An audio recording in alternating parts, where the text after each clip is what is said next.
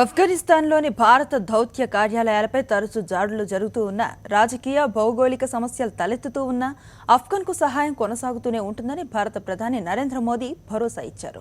5 దేశాల పర్యటనలో భాగంగా శనివారం తొలుత ఆఫ్ఘన్లో పర్యటించారు. ఎన్ని అవాంతరాలు ఎదురైనా మీ వెంటే ఉంటామని ఆ దేశ ప్రజలకు మోదీ హామీ ఇచ్చారు.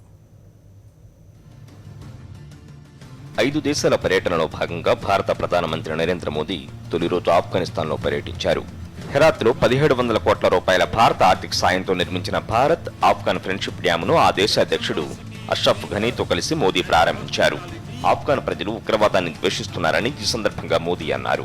ఆఫ్ఘన్ ప్రజల్లో వస్తున్న ఈ మార్పుకు బయట నుంచి మద్దతు ఇవ్వాల్సిన అవసరం ఉందని అభిప్రాయపడ్డారు. ఈ డ్యామ్ భారత్ ఆఫ్ఘన్ సంబంధాలను మరింత బలోపేతం చేస్తుందని మోదీ ఆశాభావం వ్యక్తం చేశారు. That produce the finest fruits and saffron shall once again come alive with the clear waters of the river. The homes that lived through dark nights of dread will now be lit by the power of hope. Men and women shall once again work the farms and ply the trade. Herath, కబూల్లోని భారత దౌత్య కార్యాలయాలపై, జలాలాబాద్లోని భారతీయ మిషన్పై ఉగ్రదాడులను ఈ సందర్భంగా మోదీ గుర్తు చేశారు.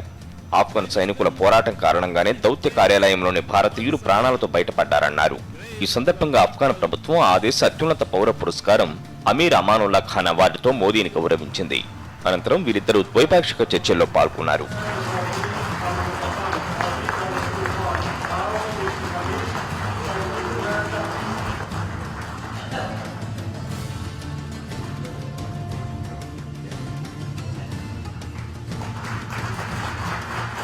ఆఫ్ఘన్ పర్యటన ముగించుకున్న మోదీ అటు నుంచి ఖతర్ చేరుకున్నారు. ఖతర్లో పనిచేస్తున్న భారతీయ కార్మికుల సమస్యలను అక్కడి ప్రభుత్వంతో చర్చల సందర్భంగా ప్రస్తావిస్తానని తెలిపారు. దోహాలోని ఓ మెడికల్ క్యాంపులో భారతీయ కార్మికులతో కాసేపు గడిపారు. 2 రోజుల పాటు మోదీ ఖతర్లో పర్యటించనున్నారు.